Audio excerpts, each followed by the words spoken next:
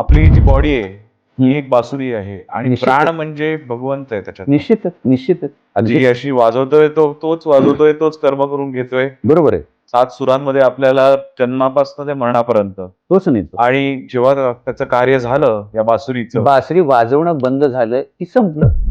बासरी म्हणजे काय? प्राणाचं आवागमन जे आहे ते जेव्हा प्राण मूलाधारापासून सहस्रारापर्यंत फिरतात तेव्हाच तुमच्या देहाची बासरी चालते. कारण प्रत्येक चक्राशी आपल्या शरीरातल्या सगळ्या कार्यसंस्था बांधलेल्या आहेत. मूलाधारापासून किडनीज आहे, पोट आहे, लिव्हर आहे, हृदय आहे, कंठ आहे, दृष्टी आहे, मेंदू सुद्धा आहे. लोक अनेक वेळा गंमत करतात की माझी कुंडलिनी जागृत झाली आहे का सांगा.